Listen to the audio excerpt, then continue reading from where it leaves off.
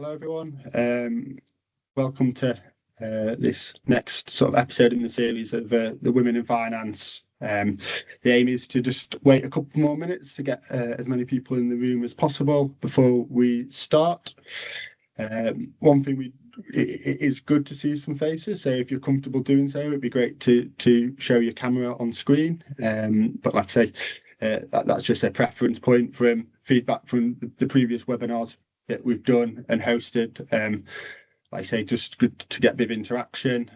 We will feel free to put anything you want into the chat throughout the webinar, and we'll try and either respond to them there and then or come back to you at the end, or if neither of those two, then we'll, like I say, I think from speaking to the people we've gotten today, they're very keen they're very passionate about this topic and will happily follow up personally and give feedback and stuff like that. So yeah, just keep the questions and the points coming, and anything that you want us to get back to, we will do our best. So I suppose just going back to how we got to this point. So Jav and Rachel from If Talent on the call, and then Lucy Parr from First Intuition, and I run a company called Gravitate Accounting, so an accounting practice based in Sheffield. And across the board, we saw some early indicators of issues in the industry with less and less. For me, okay, sorry about that, Nicole. Let me see if there's an option to allow you to put cameras on. Okay, that might be a central problem, but we'll crack on. Sorry about that, Nicole. Like I say, I run an accounting practice in Sheffield, and it was we realised that a lot of our applicants were male, and a lot of the recent people we've taken on were male, and we want to try and understand that more. So we've done loads of research throughout, and we've got plenty of stats we can share with you. But this specific session is based on sort of the leadership bottleneck, and I think we saw that. I think the stat is like only 22% of FTSE 350 FDs are female, which obviously is an issue. So it's not only an issue at the level we're seeing, but it's a larger issue. People might question, and I question, am I the right person to be hosting this? Like I say, I am someone who cares, but I'm certainly not a female in finance, a woman in finance. So what should I be the right person to do so? But like I say, I was speaking to Vita before, and it was really powerful that she said, look, if she can have these conversations and promote women in finance, but she's got something to gain from it, and I don't have anything to gain from it, but I do generally care, and I think we need to do something. And as an employer, I want us to have a better split female to male, and I want female leaders in our team. So yeah, I might not be 100% the right person, but Rita's told me I am. So what Rita says goes.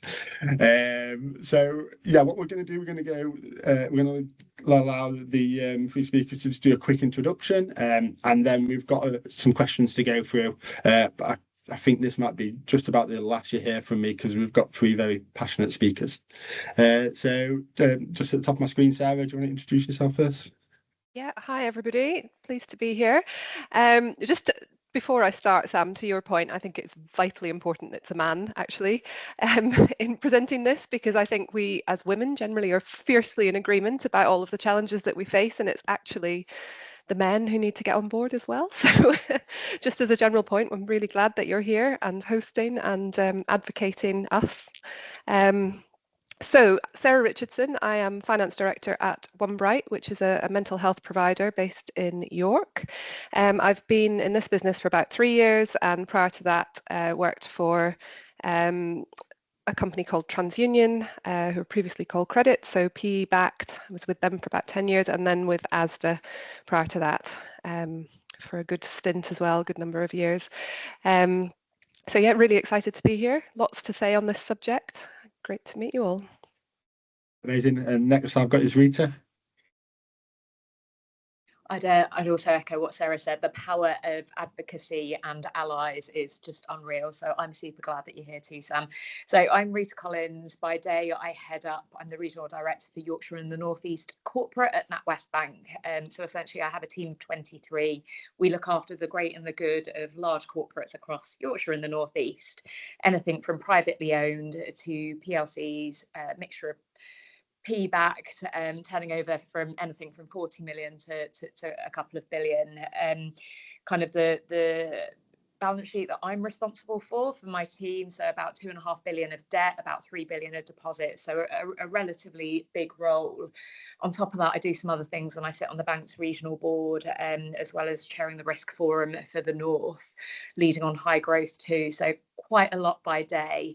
Super passionate about this stuff, super passionate about the development of future talent coming through the organisation, both male and female, but obviously kind of having walked the walk myself as a female, really passionate about kind of helping females climb the ladder if that's what they want to do. So really delighted to be here. Amazing, thank you. And Laura? Thank you. Hello, everyone. Yes, I'm really thrilled to be here as well. My name's Laura Walker. I've probably got a slightly different career trajectory or kind of background. I spent the first 20 years of my career in kind of big corporates. So I trained at Deloitte and then was at Asda, knew Sarah from Asda. I did lots of different jobs at Asda. I guess a few highlights. I was the internal audit and risk director at the point we separated from Walmart. So kind of set up the UK audit team as a standalone function, which was exciting and interesting and challenging all at once. I was the finance shared services director at Asda, so I looked after AR, AP, data and analytics and the change team. And then my last role at Asda, I was the finance transformation director. So as we exited Walmart and obviously came off all Walmart systems, set up standalone systems, so implemented that project.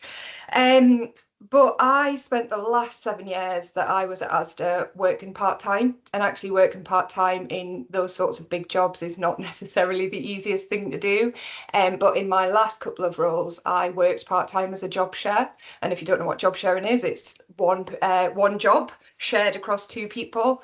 And job sharing was really transformational for me in my career. It enabled me to work in a really big job, but also work part-time. And as part of that, and as part of the stories I saw of women and kind of other people who wanted to work flexibly, I became a really kind of big and passionate advocate for flexible and part-time work, and particularly and part-time ambition, the ability to work part-time and also grow your career. So that led on a bit of a journey, which I now have a really plural career. So I run a job share consultancy business where we support organisations to implement job sharing.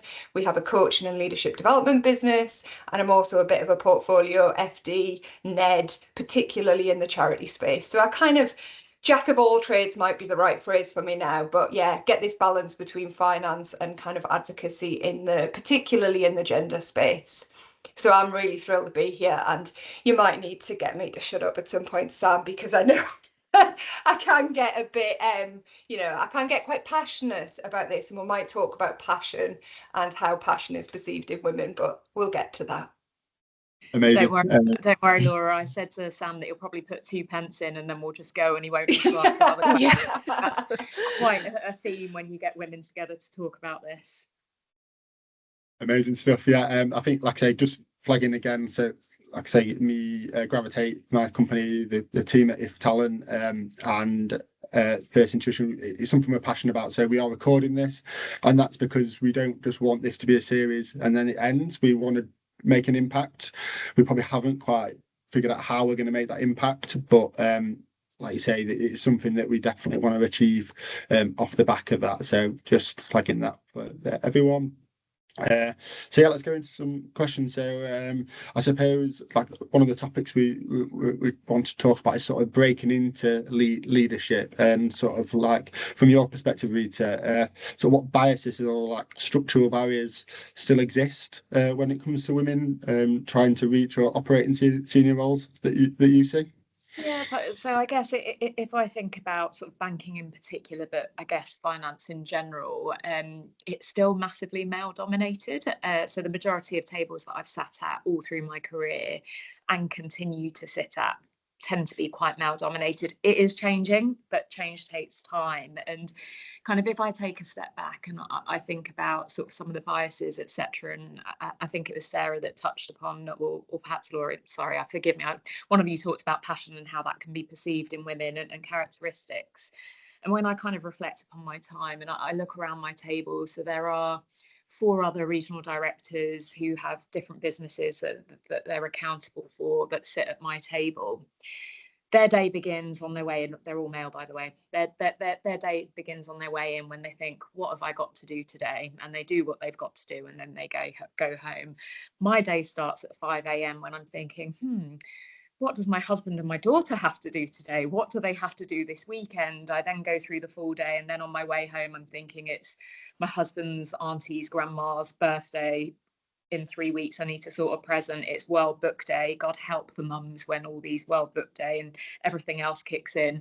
Need to get that sorted. It's Eva's friend's birthday. Need to get that sorted. So I've not only had to smash out a day of work, which tends to be relatively demanding, but I also have all these other things happening in the periphery, as well as my husband is a great cook, but I do have to tell him what we need to have for dinner because that's just the way it rolls in my house. So I think kind of the awareness of what not all females, but a lot of females have to do. It isn't just the job for us, it's everything else. And if there's ever anything that happens with my daughter, no matter how many times we've told school, they still ring me first, despite the fact that my husband is down the road working from home and perfectly able to pick her up if she's not well. So I think there are sort of social barriers, as I would call them, as well as structural barriers. So back to that point about being predominantly male tables. NatWest can be a pretty, it's a really progressive organisation, and it's been super supportive of me in my career alongside other females. But the reality is when we are promoting people, we tend to promote from within. So if you are fishing from a pool or a pond where everyone is pretty much the same, you are going to pick people and raise people through an organisation that are pretty much the same. So you have to be prepared to kind of go outside of the organisation. I am a lifer thus far. I've been in the organisation for 20 years. So I have come through the roots. And like I say, things are changing, but there are still barriers and challenges that we have to overcome. And I guess calls like this are super important because not only is it important for us as females to advocate for other females, etc., but it's also important for the men to advocate and kind of understand the potential differences between males and females, both in a professional sense, but also what's happening in the home life. And Laura touched upon job sharing, you know, things like flexible working or compressed hours, all of those things that might help support, they can support men and women. I'm definitely not saying this is just about women, but when we're talking in the context of females, putting in place things that will help support us through our life journey, both personally and professionally, in order to be even better employees at work. Yeah, definitely. I suppose like one thing that we're sort of looking at is sort of like retention as well within senior roles. So like you obviously hold a high position within the bank. Can you give us any background on like how senior leaders are retained and the sort of the culture there in larger corporates?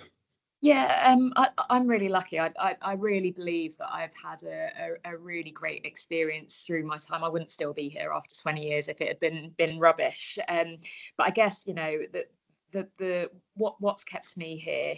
If you'd have spoken to me about 5 years ago, I didn't believe I could get the job that I've now got. And it's been a mixture of having really great advocates and allies, predominantly men, I will say, that have kind of supported me in my career and kind of made me realise that I've got more potential. And you and I chatted, I'm not going to go down the confidence route because I think sometimes it's almost a self-fulfilling thing that we talk about women and confidence, and it wasn't that. I just didn't see it for myself.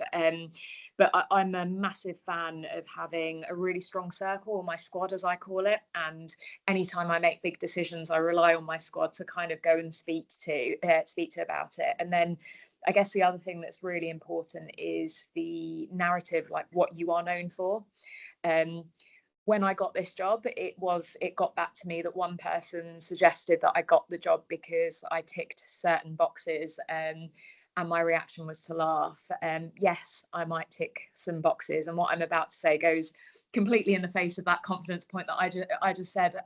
But the reality is I know I'm bloody good at my job. I've just sworn. I hope that's okay on a recording.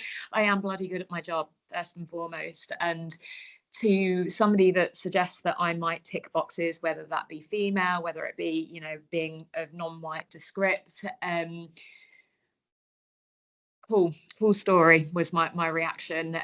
You know, the reality is that, you know, I'm confident in the job that I do. I know I do a good job.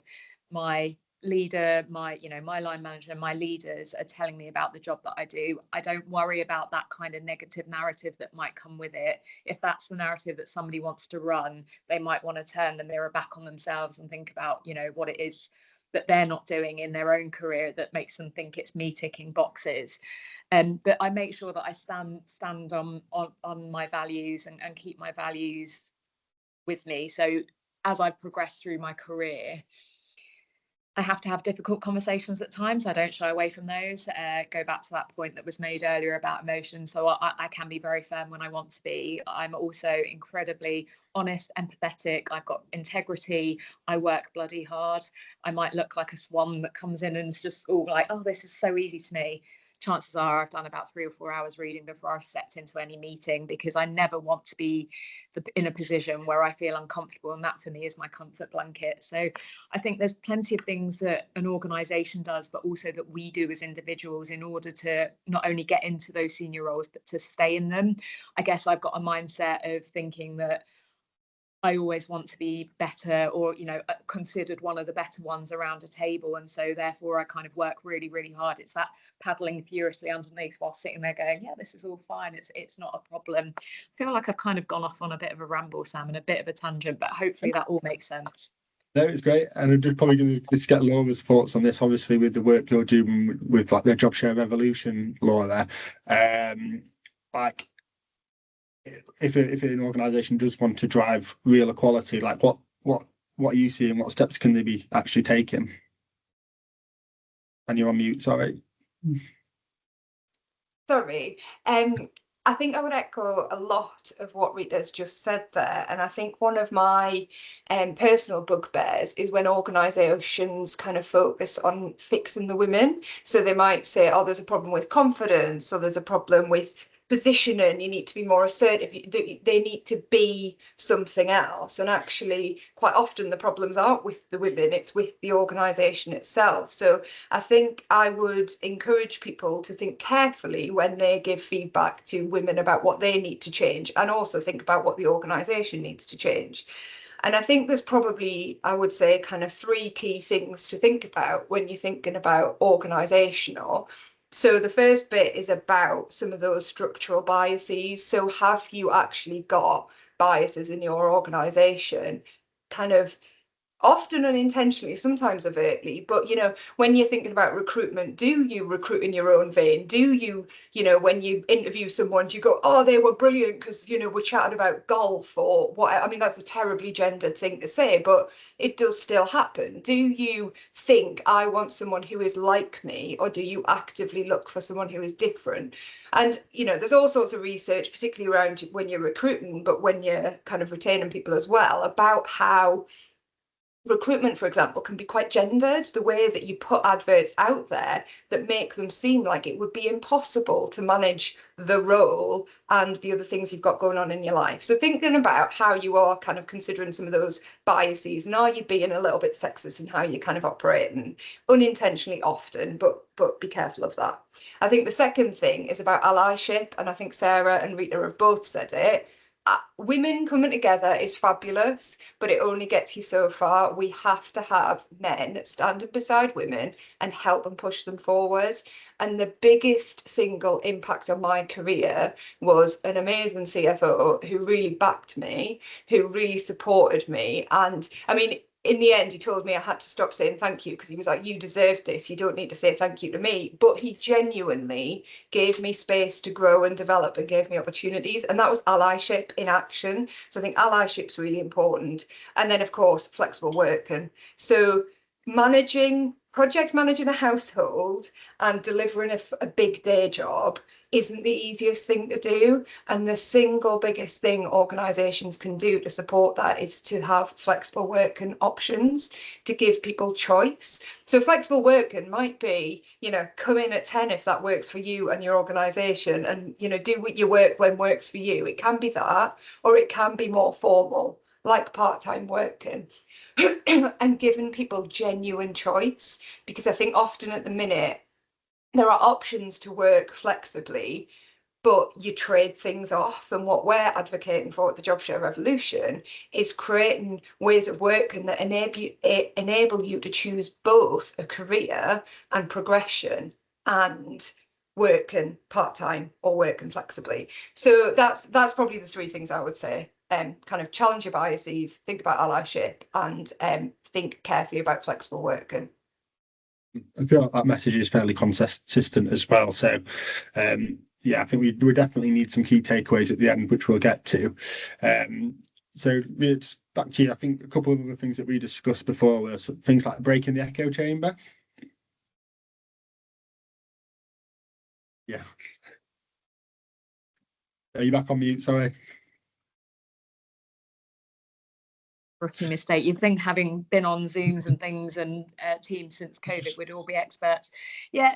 And do you want to explain that concept as well, Rita? Yeah, there's two sides to it, isn't it? So, you know, I guess diversity and inclusion have become quite big buzzwords over the last couple of years, more so because we have a lovely orange man across the other side of the ocean that's trying to stop all of this stuff being an important initiative. But the reality is, when it comes down to diversity, it's not necessarily about gender, it's not necessarily about race, sex, you know, ethnicity, whatever. It's diversity of thought. That's what it comes down to. And the reality is if you have a room full of people who have been brought up in the same way, they all think the same, they all dress the same, they will come up with the same ideas and then give each other a pat on the back.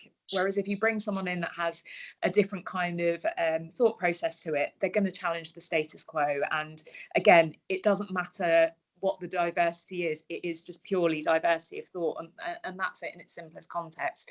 So that echo chamber point, one, plays into that, but the other point is that the bit that's sort of slightly concerning is, I'm all for these kind of calls and I'm all for it, but at some point you almost feel a little bit talked out about these kind of conversations, and you feel like you're still having these conversations, and it's been 20 years at NatWest and I'm still talking about it. I started talking about it 20 years ago, and it becomes an echo chamber in that we're all saying the stuff, but what are we actually doing? So back to Laura's points, you know, some great examples of three tangible actions that we can get after. And again, I don't want us to just keep sitting here and saying, oh, well, this has been a problem, that's been a problem, and these are the things I've done. Let's get after tangible actions, because the more people that are doing the actions, the less we're just sat talking about it, the less we're going, oh yeah, that's a bit of a problem, we recognise that, and we're making change. My ideal world, I've got a 10-year-old daughter who is neurodiverse, and I would love for this not to be a topic of conversation when she gets to work, both on a neurodiversity perspective, on a gender perspective, on a mixed race perspective. I would love for her to just rock up to work and it just be accepted and she just be supported, because we are supporting individuals and meeting them where they're at and recognising their talents and bringing them through the organisation, irrespective of any boxes that they tick, because it just doesn't need to be talked about. Amazing. Thank you so much, Rita. I'm going to mix up the order a little bit just because I'm a bit where we haven't heard much from Sarah yet. So going to bring Sarah in. So one of the things we want to talk to you about, Sarah, is sort of like retention culture and sort of staying at the top. So like, what's your leadership journey look like? Promotions, pivotal decisions, sort of risks you've had to take along the way?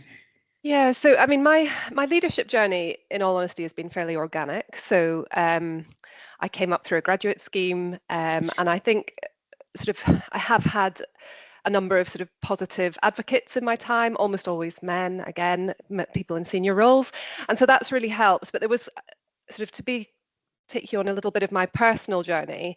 I went through a graduate scheme, then I got married, and then the kind of expectation was that I would then go on and have children. And I suppose, whilst I've always been quite ambitious, I'd sort of thought, well, there will be a sort of cap on my career, because that's where, that's just what happens. And I think I was probably reasonably accepting of that 10 years ago.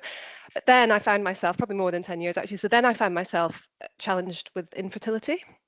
So I went through an IVF journey, and that it took me sort of, the expectation was that I'd get married, have children, and that actually took about 6 years to fulfill. So in that time, I found myself sort of doing better and better in my career, and people continuing to advocate for me. And I suppose, something which has always really bothered me is that as a woman, sort of having a fertility journey of any description, whether it's easy or not, is very secret. And so I was actually tackling all of this sort of infertility thing, but nobody knew. So I was going through it for 6 years. There were sort of rounds and rounds of IVF. There were miscarriages. There was lots of quite sort of difficult personal stuff happening in that time. And I kept a lid on all of it, which was, in retrospect, a mistake. So I talk about it a lot, because I want people to know that if they're going through something similar, that it's a really safe space to talk about that, especially in a work environment, and then that I will be immensely supportive of that. So I do have someone in my team who has recently gone through IVF, and I've just made that space entirely available for her, so she can, she's got all of the time she needs, and she's got a safe place to talk about it. She kind of knows that she's really protected and looked after, and that's really, really important. But that's a slight aside, but it's also important in terms of my career trajectory, because I sort of had this 6 years of career that I wasn't necessarily expecting to have, I suppose. And so in that time, my career took off, and I just sort of found I was always pushing on an open door. So I've sort of organically moved into more and more senior roles. And then I suppose getting to the role that I'm in at the moment, so I'm now sit on our sort of board of directors as the FD, has been, again, it's the result of a lot of really hard work, but I think the biggest sort of pivotal, well, there were two sort of pivotal things happened in my career which really spring to mind. So the first one was when I worked at Asda, so I'm going back a really long time now. And it was a tough environment, as I'm sure Laura will attest. It was really difficult. They really took their pound of flesh. And somebody said to me, sort of towards the end of my time there, you will have no idea how good you are until you get out of here. And that really stuck with me. And it stuck with me the whole way through my career, actually. And it was the first time I felt really seen.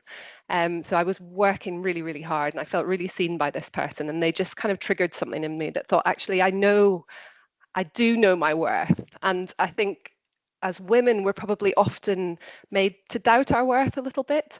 And so that was huge for me that he said that. And sort of then it was a bit of a springboard for me to kind of move into my next role. And then the other sort of really pivotal thing that's happened in my career has been that I've recognized I don't actually need to be anything other than who I am. So I don't need to pretend to be a woman with balls of steel and a kind of really sort of tough bitch in a boardroom environment. You don't need to be that person.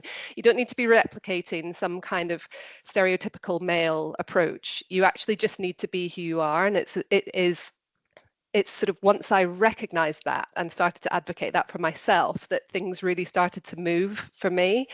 So that's been a huge thing, and actually being confident in that, because I'm not a particularly sort of extroverted person. So I'm not that sort of classic, look at me, stand up, kind of big loud leader. I'm actually quite an empathetic person. I'm very compassionate. I think I'm probably more on the I than the E scale. But actually I've really recognized that can work, and that it can be, it's a really strong place to be. I suppose something that I've found challenging or perhaps surprising is that compassion and empathy are still viewed as weakness.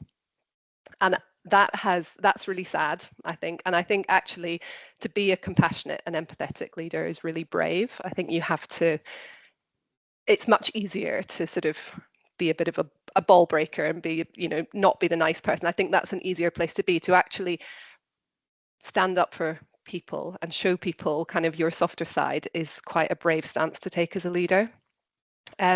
So that's who I am, and I guess that's why I've got where I've got to. But it's not easy, you know. I think there are still challenges at that board level, and really that I've had sort of within the last year, I have had feedback that, or somebody said, our chairman actually said to me, you seem very nice. And I've said, and then he sort of said, and it wasn't a compliment. He sort of said it, you know, don't forget that you need to have teeth, were his words. And I said, you know, and that really sort of made me quite sad, because I haven't got where I've got to because I don't have teeth. I've just got where I've got to without necessarily showing them all the time. And you know, I deal with the tough stuff, and I think that actually that's really important. I think to be able to progress in your career, you have to do the hard stuff. So you have to deal with the difficult people situations. You have to challenge where you think that things aren't right or appropriate. You have to do the really difficult bits. Sometimes you have to do the long hours and the graft. Again, I'm not a massive advocate of that, so I like to actually retain a decent sort of healthy work-life balance for my team, but you do have to do the difficult things, but you can do it without being aggressive. And I think that misinterpretation is actually, it's a huge barrier. I think it's really difficult, and it's something that we haven't yet overcome.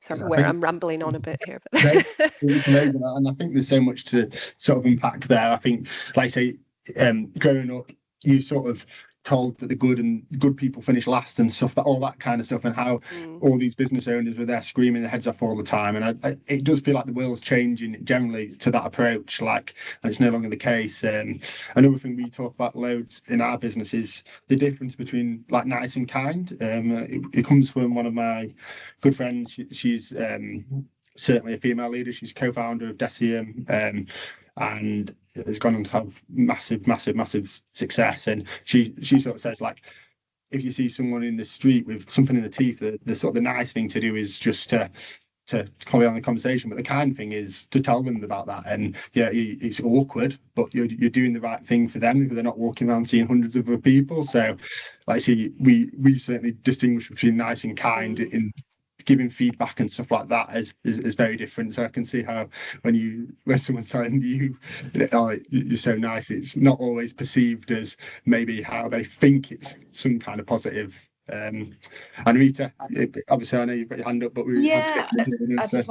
I just wanted to say personally, Sarah, thank you for sharing all of that, and completely echoes with me. So infertility was something we struggled with as well, and you know, my husband and I went through 7 miscarriages, and again it was all done in silence. So happening, you know, my world was falling apart at home, but I was coming into work and like putting a face on it and didn't really tell anybody. So similar to you, I talk about it really openly, because I just think it's important. It's a really lonely space if you're going through any of that way, especially when you're at the age when all your friends are going off and successfully getting pregnant. It can feel really isolating. And then I guess the other bit was the bit that you talked about, authenticity. And I think way back when I was in my early days in a career, watching women climb the ladder, it was almost like they felt the need to be a ball breaker and be that kind of bolshy female. And I had some pretty awful female bosses, quite honestly. And I guess one of the things that I've taken away from all the leaders that I've worked for, good, bad, male, female,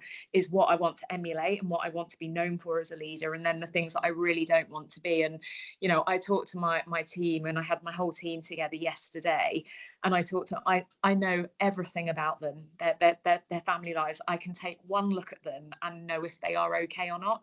And my male peers will sometimes say to me, you care too much, and I just say, not even a thing, a thing for me, because kindness is a value that I was instilled to me. You know, it costs nothing but means everything, is the way I was raised. And I say the same thing to my daughter, and I think that's so important in leadership, because you have to be approachable and you have to be firm. To your point, you don't get to where you are by always being kind.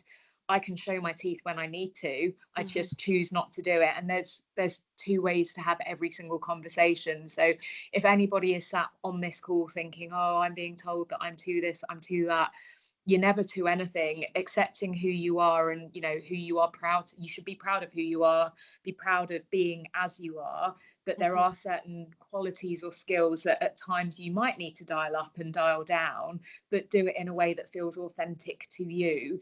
and that shouldn't stop you. If it stops you from progressing, you're not in the right organisation, would be my take on it. Sorry, couldn't agree more. Yeah, absolutely. Couldn't agree more.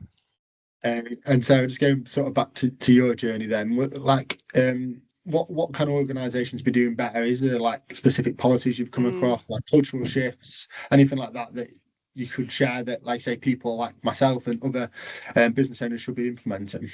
Yeah, so this is a really interesting one. So I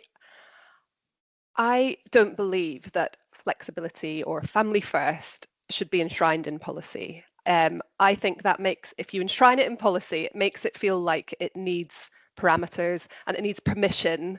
And for me, it's quite a seismic shift, but what we need is for that just to be endemic in culture. So there shouldn't be any sort of collateral applied to people needing to do their job but in a way that works for their lives. I think the word flexibility is the right one, but the association is the wrong one, because it is often associated with less. So it means, if you're going to be flexible, the company is going to get less from you, and therefore that there has to be less pay, there has to be less privilege that comes with that role. The reality for me is that a job can be done in a huge number of different ways, and the 9 to 5 or the 37.5 hours a week is bollocks. So, sorry for swearing, but I just don't agree with it. I just think I think there should be a premium paid. So if people want to work 4 days a week, it shouldn't be 20% less pay. There should be a premium paid for flexible hours. I wish I had another term for it all, because flexibility is the right thing, but the association is entirely wrong. And so that, I think it's not one change, it's a huge seismic shift, really. And I'm a huge advocate for it. I'm trying a little bit at the moment. So the roles that we have coming up in my team at the sort of slightly more senior level, we're sort of experimenting with making those more flexible. And what we mean by flexible is really down to the right individual. So we're sort of saying that can be a number of different things. And the agents that I've spoken to about it have said, if it's 4 days a week, it's not 80% pay, it's 90% pay, because that it buys a bit of premium, I suppose, and it buys quality, it makes people invested in the opportunity, and hopefully it doesn't feel like less. It actually feels a little bit like more.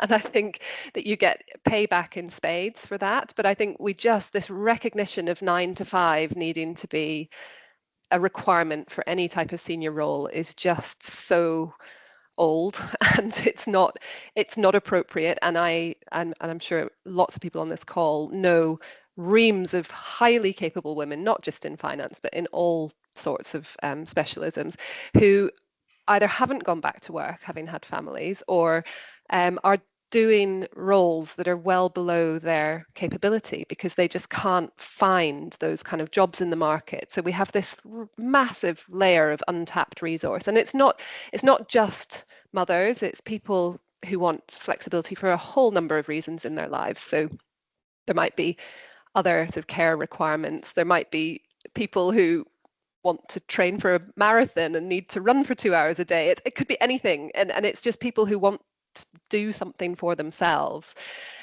So yeah, I don't think I've necessarily seen it. I think I can see it in my mind.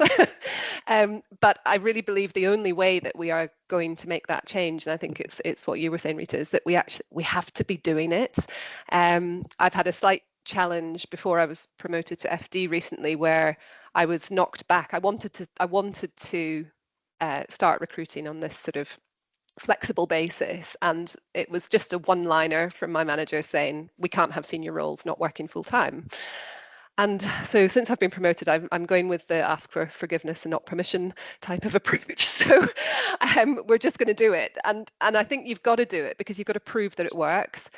And until we prove that it works, you're sort of stuck in this space where often men whose careers have been fairly sort of straightforward, and like Rita said, the first thing they have to think about in the morning is, what's on my to-do list for today. Whereas often, as a working mother, you get to work and you feel like you've done an entire day's work. You've painted faces and white bums and done homework and done you've done all of this stuff before you even get out of the door in the morning. And yeah, so it's kind of making them see that it is possible. Women are superheroes. Amazing. Really keen to get Laura in as well. We have had a question actually. So Laura, I don't know if you want to start by just giving a quick response to this one before we go into some more detail on your experience. But sort of the question sort of is like, whose responsibility is it to change the number of women in leadership, in your opinion? What's your foot? Brilliant question. And I think it's everybody's responsibility. I do get frustrated by this idea that like women have to solve it for themselves, or even that bit of, it's natural to think that when a woman's at the top, they should kind of help other women get up there. And yes, they should, but so should all the men. And I think sometimes we have a tendency to get frustrated about women who don't help women, and perhaps we should, but we should also get really frustrated about men who don't help women. So I think it's for everyone, but I would say the people who have more ability to impact are the people who are in positions of leadership, and actually at the current time that is more predominantly men. So I would kind of encourage, I mean, I don't think we've got any way of knowing the gender split on this call. I suspect, given how it was framed, I suspect there's more women than men. But I do think, and I've said this to Rachel and Jav, that I think there needs to be one of these sessions to invite men along, to say these are the things that we would, this is what we're hearing, these are the things that we need to change, and this is how you can help. Because actually, I do think a lot of, like, I don't want to paint men as the enemy. I think a lot of men want to change this stuff and don't always know how, and maybe don't have the language or don't have the kind of frameworks to help. So I think the answer is that it needs to be everyone. But I think there's probably a little bit more responsibility on some men to do things because they are able to enact change in the current construct. Yeah, I think, like, from, again, looking back to my perspective, that I want to recruitment and retention is very hard in the accountancy industry, certainly at the minute. So we want to retain all our top talent, and if we just have all our policies and structure of the business is set by 3 or 4 males of all similar background, you're not going to get something that you're not going to get policies that fit everyone. So having another opinion, we have a female who sort of sits on our board to give that more balanced opinion and consider things that we might not. So I certainly see that. And I do think it's important to remember that diversity leads to better outcomes. So I think there's a stat that says gender diverse teams are 25% more effective than fully male teams, and I think it's 36% of ethnically diverse teams are more productive. So, like, diversity is good, it makes sense. And I think this is something I saw a lot when I was at Asda. Our primary customer, I think something like 80% of purchasing decisions in the UK are made by women.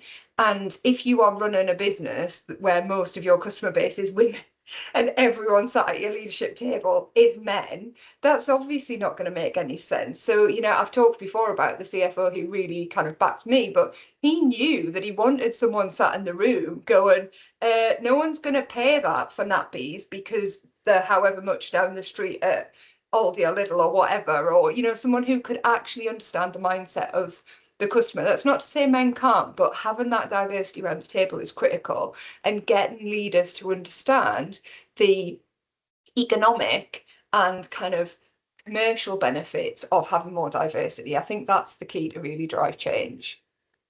Nice. And quickly, Jav, quick thoughts from you. Yeah, it was.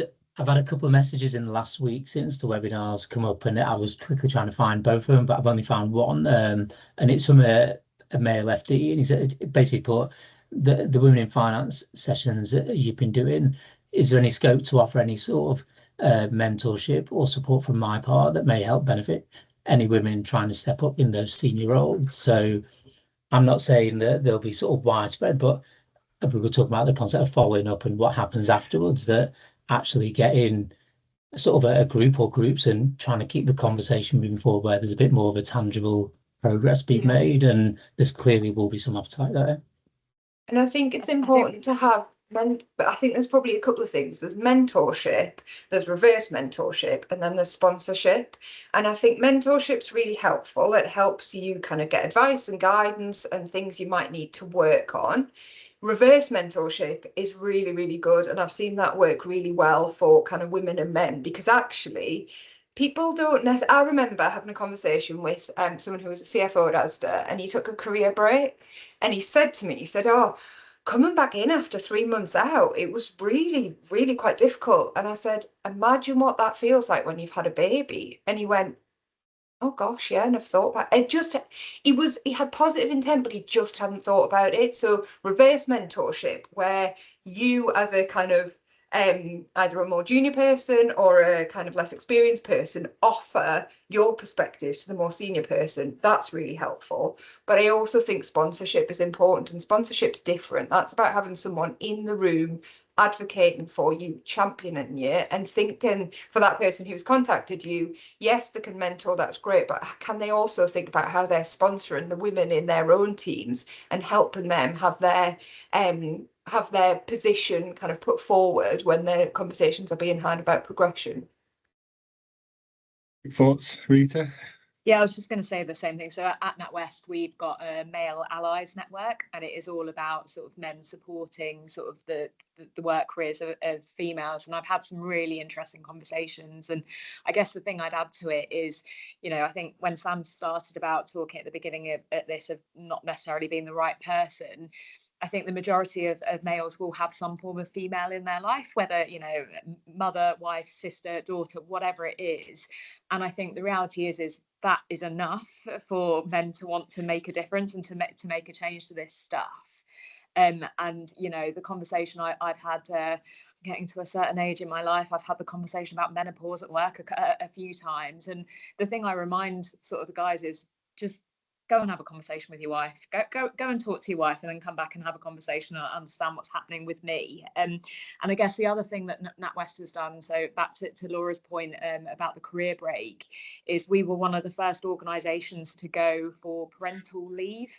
So i.e. men can now take off 6 months fully paid to go and spend time with their other half and child in the early stages. And me personally, I think it's a brilliant thing. I think it's absolutely amazing for a couple of things. One, it gives the dads an opportunity to go and experience, some of those early days and things like that. It gives them an opportunity to not just have 2 weeks and really be there, but also this point about coming back into an organisation after having taken some time out. They realise that they're realising, the conversations I've had with the guys that have come back in, and they've been a bit like, oh, I feel like I don't really know what I'm doing, and all I've been doing is singing nursery rhymes for the last 6 months or whatever. I'm like, yeah, that's what women have been doing with mat leave forever and a day. So I think, these initiatives, that they're great because they're allowing people to kind of go and explore different things in different ways. But also it's great to give them a different perspective of, mat leave versus parental leave and all of that stuff. Incredible. Yeah, and I think we see all that. I certainly try and make it a challenge for myself to try and do 2.5 of the pickups and drop-offs at school, cover my 2.5 days, because I love spending time with my kids as well. But me and my wife also run very hectic lifestyle, so we've got other support there as well who jump in. But back to you, Laura, obviously you've sort of got a real passion about the sort of the flexible working and shared leadership work. So what are the sort of the key lessons you've learned along the way, which has driven you into like being such an advocate and got into the work you're doing, I suppose? Well, that's a good question. What are the key lessons? I mean, I think my kind of key lesson is, I guess it speaks a little bit to what Sarah talked about. If you create possibilities for people to work in a way that works for them, you will get the best out of them. Like, I think when you allow people to thrive in the environment they're in, through kind of allowing them to work in a way that works for them, or just allowing them to be their best authentic self, you will get the most out of people. So what we often see, as a kind of typical story is you have someone who has previously worked 5 days a week, they go off and have kids, and then they come back and they need to work in a different way, and they sometimes get 4 days a week signed off, but it's not really 4 days a week. They're kind of doing a full-time job, they're getting paid 80%, it's not really work, and they don't really want to work 4 days, they'd kind of work less, but that's not an option. And what we support organisations with implementing job share, so often we get people who've gone from working 4 days to working 3 as part of a job share, and actually that creates quite a transformative impact for both the individual and the organisation. Because for the individual, you're actually able to do your role and kind of do it to the best of your ability and fulfill the obligations and work part-time. But for the organisation, you're getting the benefit of 2 people, 2 brains, 2 perspectives. You get this diversity of thought within a single role. You get full coverage through the week. So you get all of these kind of wider benefits. But you're also enabling people to just work in a way that really works for them. And I think almost like my overriding driver in all of the work we do is about giving people choice, because some people want to work 5 days, some people want to work 3 days, some people don't want to work at all. And actually, any of those choices are perfectly valid. But what we see most is that people are forced to make choices that they don't want to, which might be not work at all, it might be work full-time, might be work suboptimally on a part-time basis. But it's not a genuine choice, it's a choice with your hands tied behind your back. And I think what we're driving for is genuinely giving people choice in how they work. And then that allows them to kind of flourish in their home life and their work life. And that's kind of what's really, really important to us. Amazing. And like you say, is that kind of stuff that things that you've learned like during your time at Asda, or is it sort of from research you've done after that as part of sort of the work you do in your new role? I mean, well, I guess it's both. I guess from my time, at Asda, I ran big teams and small teams. I led a finance transformation program. I've worked with lots of people across my time at Asda, and Asda had a kind of long-standing kind of culture of development and people leadership. So as a finance person, you're expected to be a people leader. That's just kind of a basic expectation of the role. So I've probably observed a lot of people and seen almost like a common thread that when you allow people and support people to be their authentic selves, you get the best out of them.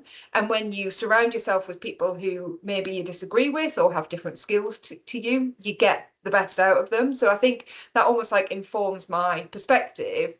But then since leaving Asda and kind of setting up our organisation, we support lots of different organisations to implement job sharing. And as a result, we have a lot of these sorts of conversations, because job sharing isn't just for women. It's got loads of applications. I could talk all day about how it's great for lots of different life stages.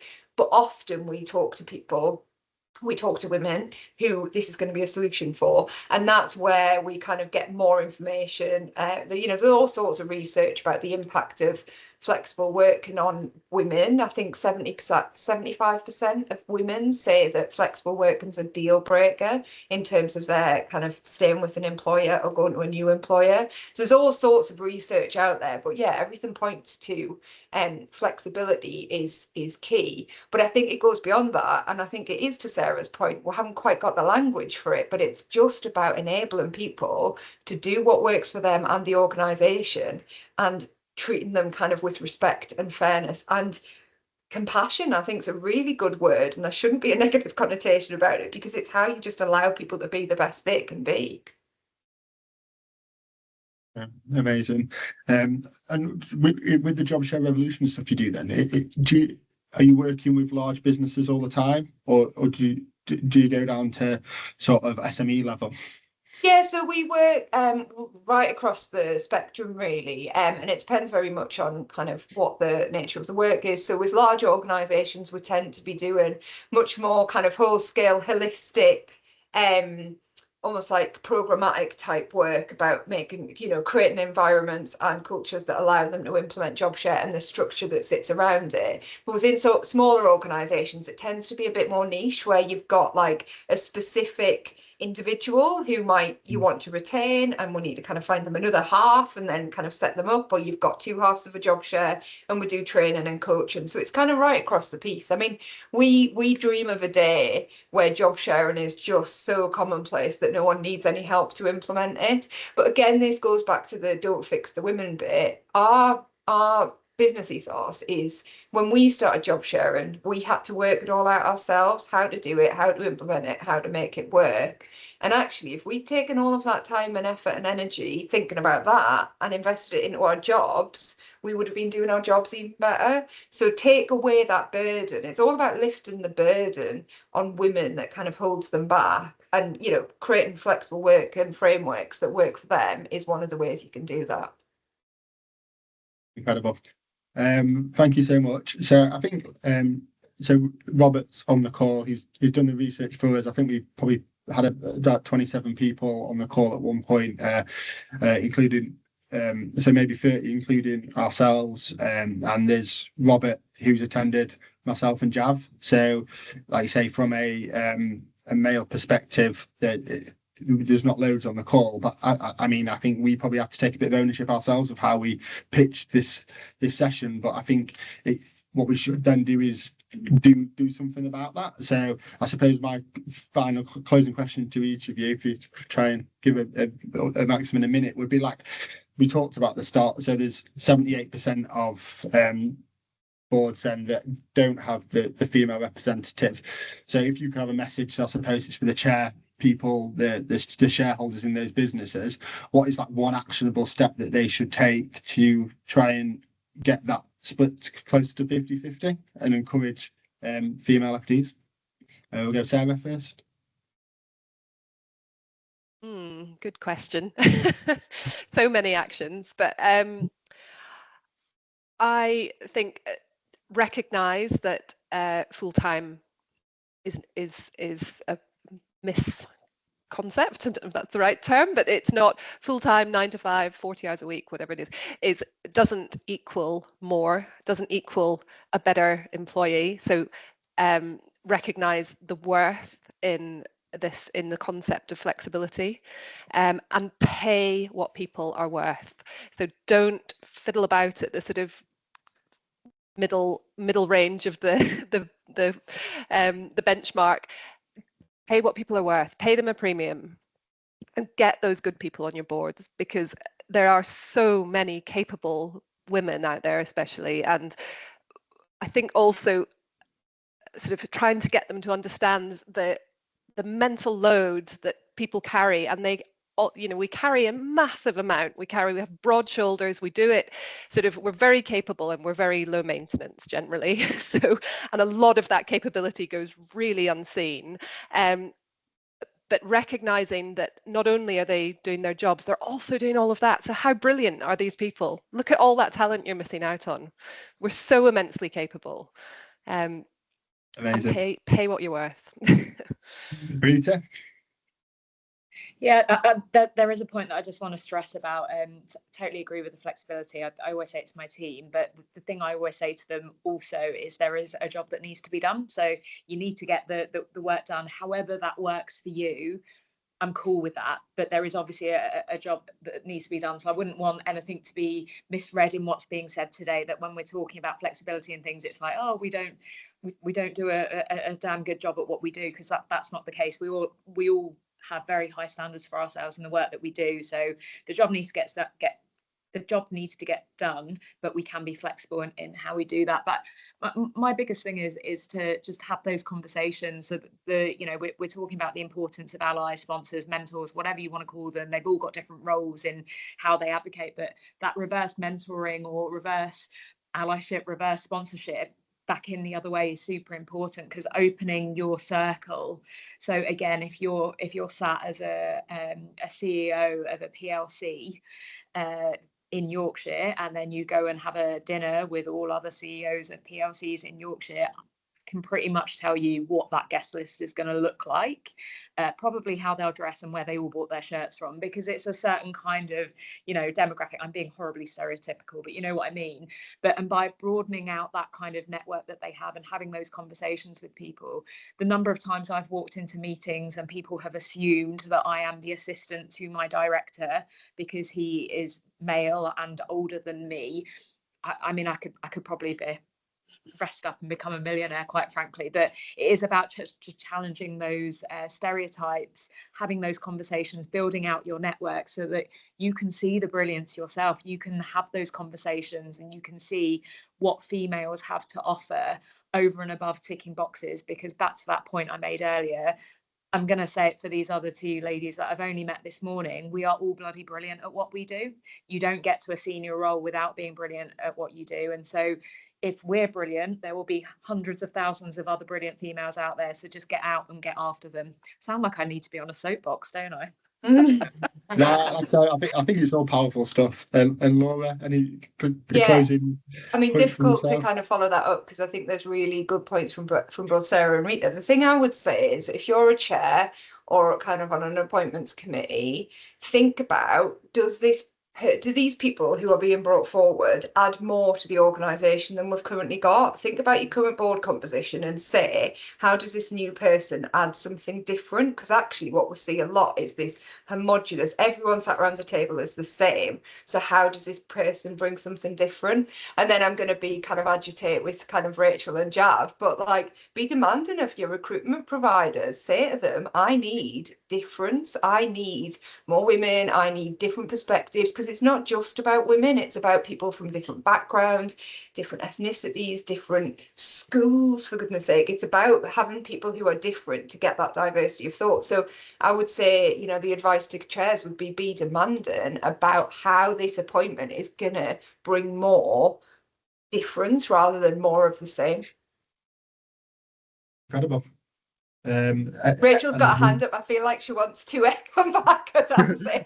I think that recruitment agents. Yeah, I was just going to say, and I think thank you everybody. There's been some really, really brilliant insight. But absolutely, as a recruitment agency, as Jav and I and peers across the market, we equally have a real responsibility to challenge. So when we're taking a brief, when we're meeting our clients and we're talking about what they need, historically people will just accept what the client says and then go out to market and find that. So, you know, I think going back to your point, Laura, everybody has a responsibility, and our responsibility is to probably challenge that a bit more, to say, well, why do you need that? And actually, if you want to bring in this type of individual, what are you doing internally to help support that? So there's definitely a big responsibility from a recruitment side to support these things. And I think, just to be clear, like that, I definitely see that from IF. I think that, you know, the number of times Rachel and I talk about, because I've got quite a big network, Rachel and I will talk about people who I know who are good, and Rachel particularly is always really passionate about making sure it works for the individual, and almost like talking to the employer about how, you know, there's a benefit in offering flexibility or adaptability or whatever. So I think it's, you know, thank you for the stuff you are doing, because I do think recruitment agencies play such a big role in changing the dial, particularly on, obviously, on recruitment, but on retention as well. Yeah, and then we all say, you know, we're never going to change the world because it takes multiple people with the same mindset to do that. But actually, if we can all play our small part in what we do, it does help change that dial. Exactly. And like I said, just backing up with that, the point on IF, as well as the amazing work they're doing from that perspective, the stuff they're doing in the mental health space as well is quite incredible. So yeah, it's good to see businesses doing things different. So yeah, I think just to, unless anyone's got anything final to add, I think just to summarise, let's try and take this away and take the 3 sessions we've done and try and create something actionable that we can do off the back of it. I think, I don't know how much difference we can make, but if we, like, going back to the echo chamber reference, like if we just talk about it and do nothing, then we haven't really tried, have we? So thank you to you guys. Obviously, everyone who's been on the 3 webinars, we've got the contact details, and we'll try and keep you involved in that journey.